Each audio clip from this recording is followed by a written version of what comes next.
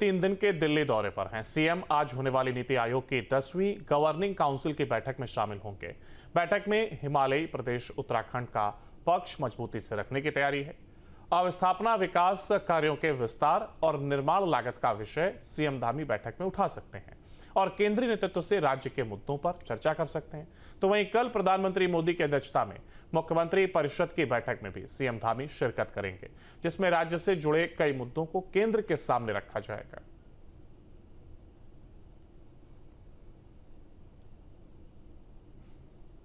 बैठक में हिमालयी प्रदेश उत्तराखंड का पक्ष मजबूती से रखने की तैयारी है। अवस्थापना विकास कार्यों के विस्तार और निर्माण लागत का विषय सीएम धामी बैठक में उठा सकते हैं और केंद्रीय नेतृत्व से राज्य के मुद्दों पर चर्चा कर सकते हैं। तो वहीं कल प्रधानमंत्री मोदी की अध्यक्षता में मुख्यमंत्री परिषद की बैठक में भी सीएम धामी शिरकत करेंगे, जिसमें राज्य से जुड़े कई मुद्दों को केंद्र के सामने रखा जाएगा।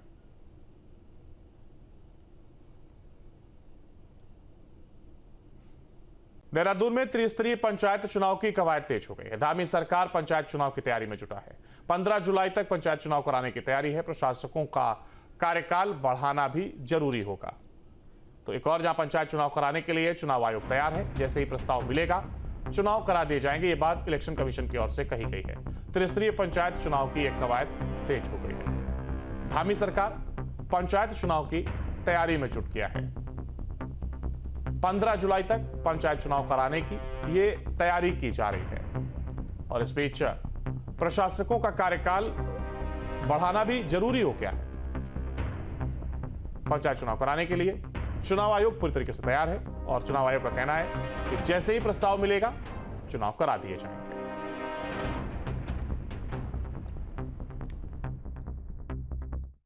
अभी का प्लान ये है कि हम जुलाई के प्रथम सप्ताह से द्वितीय सप्ताह मीन्स पहले पक्ष में, क्योंकि उसमें बारिश भी बहुत तेज़ नहीं होगी, शुरुआत हो रही होगी बारिश की, तो उसमें जुलाई के प्रथम पक्ष में चुनाव कराने के लिए हमारी प्रक्रिया चल रही है। अब जो माननीय एकल समर्पित आयोग ने जो अपनी रिपोर्ट्स दी है उसका अध्ययन किया जा रहा है और उसमें चूँकि अभी तक हमारे यहाँ 5 चक्र में आरक्षण प्रक्रिया दी जा चुकी है, तो छठा चक्र भी हो सकता है या हम माननीय आयोग ने जो अपनी रिकमेंडेशन दी है उसके परीक्षण के उपरांत अगर पाया जाता है कि उसमें कुछ चेंज किया जाना है तो चेंज भी होंगे। तो लेकिन जो भी रिजर्वेशन होगा वो एकल समर्पित आयोग ने जो अपनी रिपोर्ट दी है उसको कंसिडर करते हुए ही लिया जाएगा। त्रिस्तरीय पंचायत निर्वाचन 2025 कराने के लिए पूर्ण रूप से तैयार है। हमारी वोटर लिस्ट अद्यतन कर ली गई है।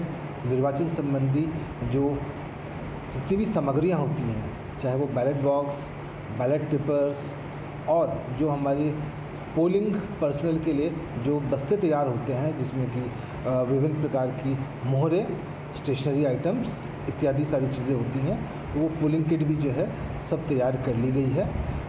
तो बस हम लोग शासन स्तर से आरक्षण जो है पदों का प्राप्त होते ही जो है निर्वाचन की अग्रिम कार्रवाई और जो उसका चुनावी शेड्यूल होता है उसको हम लोग अंतिम रूप शासन के साथ मिलकर लेंगे।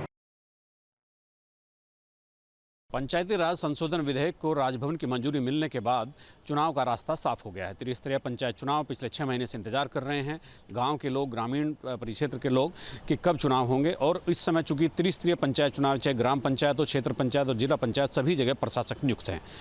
और जो आरक्षण का ओबीसी आरक्षण का जो एक रिपोर्ट दी गई थी उसको भी राजभवन की मंजूरी मिल गई है। तो आरक्षण और जो एक संशोधन हुआ है कि अभी तक 2 बच्चों वाले ही चुनाव लड़ सकते थे, अब 3 वाले भी लड़ सकेंगे, वो संशोधन विधेयक भी राजभवन ने उसको भी मंजूरी दे दी है, वो भी कानून बन गया है। तो अब सरकार की तरफ से दावा किया जा रहा है कि अगर सब कुछ ठीक ठाक रहता है तो जुलाई मिड तक हम चुनाव करा देंगे। लेकिन चूंकि प्रशासकों का कार्यकाल इसी महीने की आखिरी तारीख को ख़त्म हो रहा है तो एक बार प्रशासकों का कार्यकाल 3 महीने के लिए और बढ़ाया जा सकता है।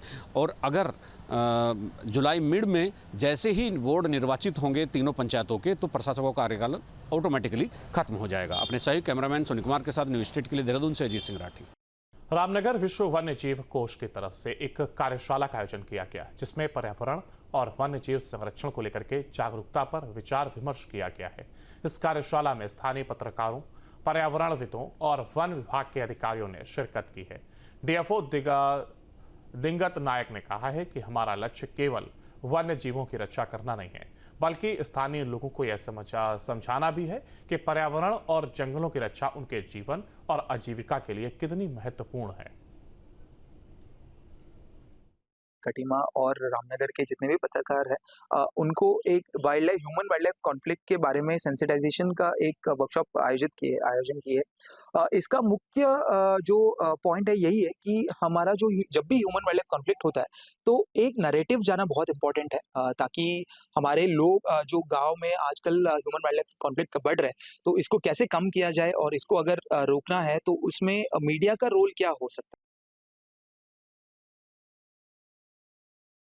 कंजर्वेशन के काम होते हैं और इस कंजर्वेशन को जो है लिंक करने के लिए जो है मीडिया एक बड़ा माध्यम है जिसमें जो है कम्युनिटी के साथ हम लिंक करते हैं। तो उसके लिए जो है आप कैसे जागरूकता फैलाते हैं, कैसे अच्छी रिपोर्टिंग करते हैं, बैलेंस रिपोर्टिंग कैसे होती है, तो वो रिपोर्टिंग के माध्यम से जो है कंजर्वेशन में काफ़ी हेल्प होती है। नमस्कार, न्यूज स्टेट देख रहे हैं आप और मैं हूं आपके साथ अंकुर पांडे। खबरों के विस्तार में चलेंगे। इससे पहले बड़ी खबर देहरादून से, जहां कोरोना को लेकर के स्वास्थ्य विभाग अलर्ट पर है। कोविड के लक्षण दिखाई देने पर जांच जरूरी है। चार धाम यात्रा पर स्वास्थ्य महकमे की पैनी नजर है। बाहरी राज्यों से आने वाले लोगों की निगरानी होगी। फिलहाल प्रदेश में कोरोना का कोई केस नहीं है। देश के कुछ राज्यों में कोविड संक्रमित मरीजों की संख्या बढ़ने से प्रदेश सरकार भी सतर्क हो गई है। कोविड रोकथाम के लिए निगरानी बढ़ाने के दिशा निर्देश दिए गए हैं और इस समय प्रदेश में चार धाम यात्रा संचालित होने के साथ पर्यटन सीजन भी है। यात्रा में सबसे अधिक तीर्थयात्री इन्हीं राज्यों में आ रहे हैं। इसके अलावा दुनिया के हर कोने से लोग यात्रा में पहुंच रहे हैं। कोविड प्रबंधन और रोकथाम के लिए सभी जिलों के सीएमओ को निगरानी बढ़ाने के दिशा निर्देश दिए गए हैं। तो एक और जहां कोविड के मरीज कुछ राज्यों में जरूर सामने आए, लेकिन इसके पहले ही एहतियाती कदम के तौर पर उत्तराखंड में निर्देश जारी किया गया है, जहां पर बाहरी राज्यों से आने वाले लोगों को निगरानी में रखने का यह निर्देश दिया गया है। एक और जहां पर्यटन का यह क्षेत्र, तो वहीं इसके साथ ही चार धाम यात्रा चल रही है। ऐसे में बड़ी संख्या में लोग यहां पर बाबा के दर्शन के लिए पहुंच रहे हैं और ऐसे में स्वास्थ्य विभाग अलर्ट मोड पर है और इसी को लेकर के निर्देश जारी किया गया है। एक पत्र के माध्यम से सभी को निर्देश भी जारी कर दिए गए, सभी प्राइवेट हॉस्पिटल्स को भी और सरकारी हॉस्पिटल्स को भी, कि इस संबंध में अपनी पूरी तैयारी कर लें। अपने यहाँ ज़रूरी जो उसके लिए चीज़ें हैं वो देख लें कि मास्क आपके पास में ज़रूरी है कि नहीं है, आपके पास में टेस्टिंग किट ज़रूरी है कि नहीं, क्योंकि टेस्टिंग इसमें बढ़ाई जानी ज़रूरी है। जो हमारे पास सस्पेक्टेड केसेज आएंगे फ्लू के या जो सारी के जो केसेज आएंगे तो उनको टेस्ट किया जाना ज़रूरी है। तो उस संबंध में टेस्टिंग किट की उपलब्धता सुनिश्चित कर लें, मास्क की सुनिश्चित उपलब्ध कर लें, पीपी किट वगैरह देख लें कि आवश्यकता के मद्देनज़र वो आपके पास में है कि नहीं है।